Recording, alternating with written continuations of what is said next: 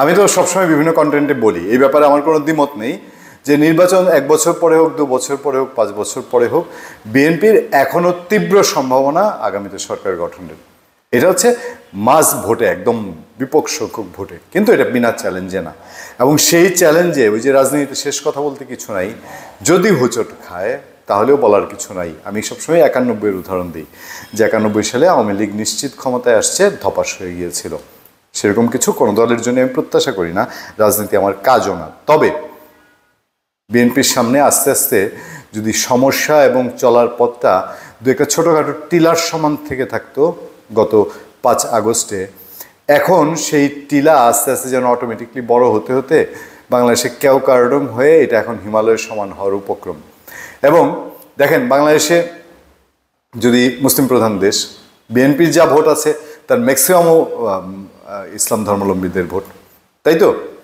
কিন্তু নতুন যে মেরুকরণ, জামাতে ইসলামী সহ সমস্ত ইসলামী দলগুলো, তারা যদি একসাথে হয় এবং বিএনপির যে দুর্বল দিকগুলো, বিএনপির বিরুদ্ধে যেসব অভিযোগ এবং এর আগের তার শাসনামলের যে তিক্ত অভিজ্ঞতা, সেগুলো মিলিয়ে এবং এখনও চলাফেরা বডি ল্যাঙ্গুয়েজে তার যেই ব্যাপার স্যাপারগুলো আছে সেগুলো মিলিয়ে একটু কি ধাক্কা খেতে পারে কি না। হেডলাইনটা যুগান্তর করেছে, বৃহত্তর ইসলামিক ঐক্যে আমাদের প্রয়াস সফল হবে, কনফিডেন্টলি বলছেন। কে বলছেন?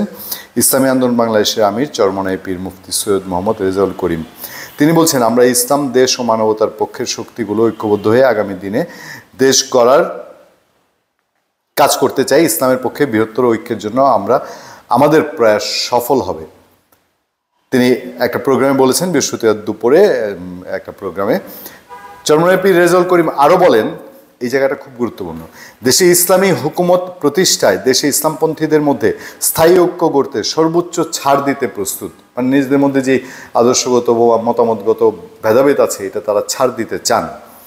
সবার ত্যাগ ও ঐক্যবদ্ধতার মধ্যে দিয়েই ইসলামকে রাষ্ট্র ক্ষমতায় আনা সম্ভব, তাই সবাইকে ঐক্যবদ্ধভাবে কাজ করার আহ্বান জানান তিনি। সম্মেলনে আরও বিভিন্ন রকম বিষয় টিষয় এসছে তাদের এই প্রোগ্রামে। কিন্তু আমার কাছে সবচেয়ে গুরুত্বপূর্ণ, আপনারা জানেন যে এর মধ্যে চরমনাই পীর তিনি সবচেয়ে বেশি কাজ করছেন এবং ইসলামী দলগুলো একে অন্যের সঙ্গে বৈঠক করেছে এবং একই বাক্সে ইসলামী দলগুলোর ভোট পড়ার ব্যাপারে, একই বাক্সে বলতে প্রতীক এক হবে কি হবে না, নির্বাচন অনেক সামনে আছে, কিন্তু ইসলামী দলগুলো একটা ব্যানারে থেকে বা একটা জোটের মাধ্যমে তারা আগামী নির্বাচনের দিকে এক পা করে এগুচ্ছে। এবং এবার একটা সময় ছিল যে জামাতে ইসলামী একদিকে এবং বেশিরভাগ ইসলামী দলগুলো জামাতের বিরুদ্ধে বা জামাতের নীতিমালা তারা পছন্দ করতো না। কিন্তু 5 আগস্টের পরবর্তী প্রেক্ষাপটে এবং জামাতে ইসলামীর উপর দিয়ে গত সরকারের সময় যেসব স্টিম রোলার গিয়েছে, সেই সব প্রেক্ষাপটে ইসলামী দলগুলো দেখেছে আওয়ামী লীগের সঙ্গে গিয়ে, বিএনপির সঙ্গে গিয়ে না খুব একটা ফায়দা হয় না তাদের, বা শুধু ইলেকশনে যাওয়ার জন্যই বড় দলগুলো ইসলামী দলগুলোকে ব্যবহার করেছে। নির্বাচনে জেতার পরে আসলে আর তেমন নামগন্ধ নাই, একটা সময় ছুটে গিয়ে তাদেরকে আবার অন্যদিকে। চরমনাই পীর সাহেব তিনি আওয়ামী লীগ প্রতি সংবেদনশীল ছিলেন একটা সময়ে। তিনি বরিশালের নির্বাচনেও অংশগ্রহণ করেছিলেন, যেখানে অন্য কোনো দল অংশগ্রহণ করে নাই, কিন্তু হোঁচট খেয়েছেন, তার প্রার্থী সেখানে মার খেয়েছে বা আরও নানান রকম বিষয় এখানে আছে। সেই সব ক্ষেত্রে এখন তারা এই বোধোদয় থেকে যে আওয়ামী লীগ বিএনপি তো দেখলাম, এখন দেখি ইসলামী একটা মোর্চা গঠন করে, সেটা যদি হয় তাহলে বিএনপিকে এই চ্যালেঞ্জটাও মোকাবেলা করা খুব কঠিন হবে কিনা।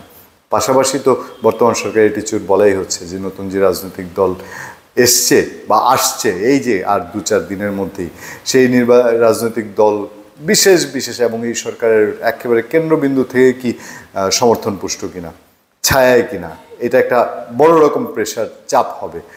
সেসব মিলিয়ে বিএনপির সামনে কি আরও বড় চ্যালেঞ্জ চলে আসছে কিনা।